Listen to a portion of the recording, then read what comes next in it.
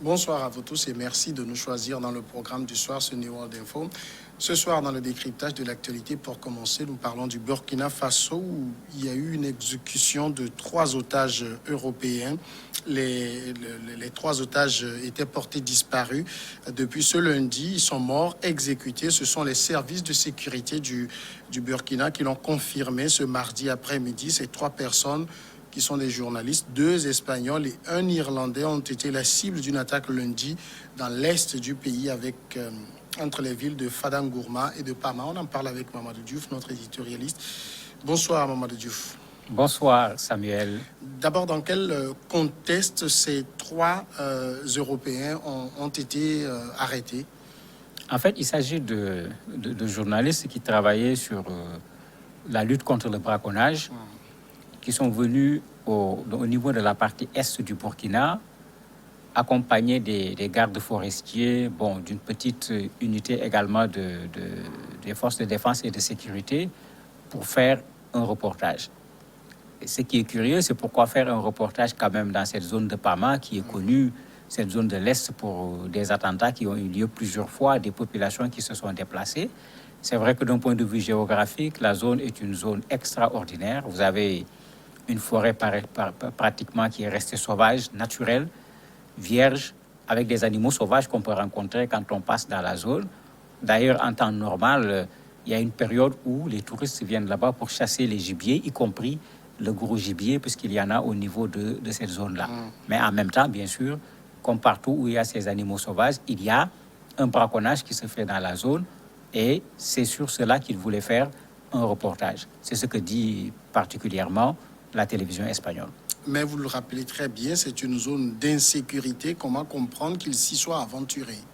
C'est la question que se posent bien des gens, et les premières réactions des autorités du Burkina, d'ailleurs, consistaient à rappeler aussi, quand on parlait de disparition, on ne parlait pas encore des décès à l'époque, consistait à rappeler aux gens que quand des gens viennent dans un pays, ils doivent respecter les consignes du pays dans lequel ils se trouvent.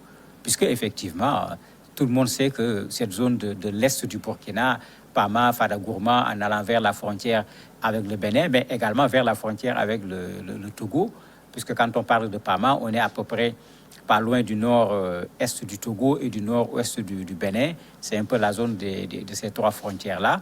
C'est là-bas qu'il y a eu ces problèmes, alors que tout le monde sait que dans cette zone, plusieurs fois, il y a eu des attaques, y compris même contre des populations civiles qui sont sur place. Alors ici, comment s'est passé l'enlèvement de ces journalistes jusqu'à leur exécution? Les premiers témoignages qui sont disponibles disent qu'ils étaient en convoi eux-mêmes avec un véhicule plus quelques motos. Ils ont été attaqués par un véhicule et une dizaine de motos. Ils ont pris d'abord les Européens. Au départ, tout le monde a pensé à la méthode habituelle, une prise d'otage pour pouvoir avoir des rançons. Il y a un des gardes forestiers qui était avec eux également, burkinabé, qui avait été porté disparu en même temps que les otages. Mais dès le mardi, on a su qu'ils ont été tués parce que ceux qui ont posé cet acte abominable se sont permis de photographier les corps criblés de balles et de balancer sur le net comme si c'était un trophée. Et bien sûr, après, les autorités du Burkina, tout comme les autorités d'Espagne, ont pu identifier les 2, David et Roberto. L'Irlandais, son identité n'avait pas été donnée jusqu'à présent, mais c'était clair que ces gens ont été tués, criblés de balles, par ceux qui les avaient pris. On pensait à une prise d'otage, mais on a plutôt assisté à une exécution sommaire. Et ça paraît assez curieux parce que sous d'autres cieux, même les mouvements terroristes, quand ils prennent surtout les Occidentaux, c'est de grosses prises pour eux qui leur permettent après de faire des échanges.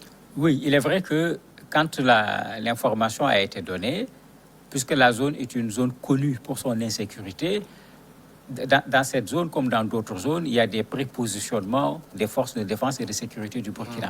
Donc automatiquement, les gens sont allés pour faire un ratissage dans la zone, et peut-être que cette intervention rapide fait partie de ce qui a paniqué ceux qui auraient pu être des preneurs d'otages et qui se demanderaient certainement, mais avec nos otages, par où on va passer, alors que si on se libère des otages, on peut se transformer en population habituelle, marcher comme tout le monde, comme si on n'avait rien fait.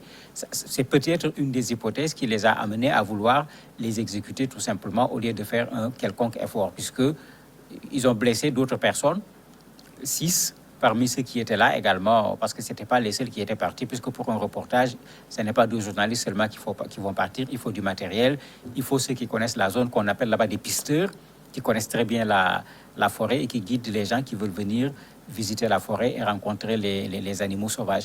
Donc certainement, ils ont peut-être paniqué en se disant qu'ils vont être poursuivis et pour ne pas s'encombrer, le mot n'est pas trop fort, de ces otages, ils ont préféré s'en débarrasser de façon particulièrement sauvage. On est dans une zone où les groupes terroristes sont très actifs. Oui, ils sont très actifs parce que les groupes terroristes aiment ces espaces difficiles d'accès. Et c'est le cas ici. Moi, j'ai fréquenté cette zone. J'ai fréquenté cette zone parce que, pour avoir fait histoire et géographie, je voulais aller jusqu'à la chaîne de l'Atakora. Mais quand vous prenez cette zone, vous n'avez pas une route. Donc, même si vous êtes en véhicule, vous ne pouvez pas rouler à 30-40 km/h pratiquement. Donc, pour attaquer des gens qui ne sont même pas en train de rouler à une certaine vitesse parce que les conditions ne le permettent pas, c'est assez facile. L'autre élément, quelqu'un qui ne s'y connaît pas va s'y perdre nécessairement. Alors que eux, en s'installant dans ces zones, c'est ce qu'ils cherchent. Ils trouvent une zone qu'ils connaissent très bien, une zone où, s'il faut les attaquer, l'accès va être quelque chose de difficile. Vous avez la forêt, et si les gens veulent bombarder, ils peuvent carrément se cacher sans que les gens ne puissent les voir facilement pour pouvoir les bombarder. Donc, c'est le genre d'espace qu'ils aiment quand ils font ce genre de guérilla au niveau de nos pays, où, en se mettant dans la forêt, dans les montagnes, dans les grottes, ils passent pratiquement inaperçus, sauf quand ils sortent pour poser des actes et puis retourner dans le refuge. Donc cette zone était déjà connue comme étant un refuge d'un certain nombre de groupes terroristes. Est-ce que les autorités de leur côté arrivent quand même, l'armée arrive à mener la vie dure à ces terroristes sur ce territoire, dans cette zone particulièrement? Ça va être difficile, la zone est extrêmement large. La zone est extrêmement large et pour avoir fréquenté ce lieu, pour regarder la forêt, il faut dire qu'il n'est pas facile de dire qu'on va cerner ce coin-là. Comme j'ai dit, vous n'avez déjà pas une bonne route, mais en plus, quand on rentre dans la forêt, c'est des pistes, comme on le dit. Hein. Vous avez des espaces où une voiture passerait difficilement, alors que tout le monde sait que les terroristes aiment utiliser les motos. Ça leur permet de pouvoir se faufiler, de rentrer dans ces zones. Si l'armée doit y aller, l'armée le fera avec beaucoup plus de difficultés, puisque pour combattre ces gens, il faut du matériel. Avec ce matériel, si on veut se faufiler entre des arbres avec un char de combat, vous imaginez un peu ce que ça va faire. Donc, ce n'est pas pour rien que ces gens ont choisi ces zones, en sachant que si on veut les attaquer, la zone elle-même est une sorte de protection pour eux, parce que la mobilité dont les militaires vont avoir besoin ne sera pas comme les militaires le souhaitent pour pouvoir s'en prendre à ces groupes armés. Mais ici, ces gens étaient quand même accompagnés. Vous avez dit qu'il y avait la police anti-braconnage, il y avait quelques militaires. Est-ce qu'il y a eu des échanges de coups de feu? Est-ce qu'il y a eu des ripostes quand même? On ne nous donne pas encore une information claire là-dessus. A priori, c'est ce à quoi certains pensent, parce qu'ils ont pris les otages. Qu'est-ce qu'ils ont fait des autres? Les autres sont blessés et ils ont été blessés par balle. Est-ce qu'ils ont tiré, les gens ont riposté? Pour le moment, on n'a pas une information claire là-dessus, puisque l'État burkinabé a d'ailleurs tardé à communiquer sur cette affaire, puisque ça semblait gêner l'État du Burkina. Ils ont tardé à communiquer sur cette affaire. C'est l'Espagne qui, très rapidement, a donné l'information que 2 de ses ressortissants ont été tués, alors qu'à l'époque, au Burkina, on gardait encore l'information sur des étrangers qui ont disparu au niveau de la zone de Pama. Donc, on n'a pas encore des éléments probants sur un échange de tirs entre ce groupe armé et ceux qui étaient chargés de protéger ce groupe de journalistes devant faire un reportage. Quel groupe djihadiste opère dans le Burkina? Au Burkina, vous avez Al-Qaïda, vous avez également État islamique à travers des groupes qui sont sur place. C'est lequel actuellement, il n'y a pas de revendication pour le moment.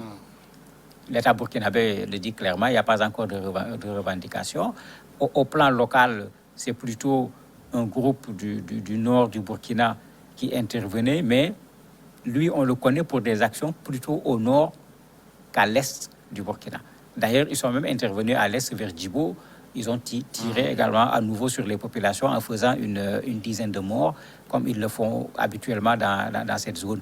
Ici, difficile pour le moment de dire qui est ce groupe qui est intervenu dans cette zone, puisque le Burkina a cette particularité. Beaucoup des attentats commis au Burkina, beaucoup d'exécutions, jusqu'à aujourd'hui, n'ont pas fait l'objet de revendications. On ne sait pas à qui attribuer ces actes, puisque personne n'a dit c'est nous qui l'avons fait, même en diffusant les images. Les images ont été diffusées sans pour autant qu'elles soient accompagnées d'une revendication. Mamadou Diouf, merci d'avoir répondu à nos questions. C'est moi qui vous remercie. La pause maintenant et puis l'invité après.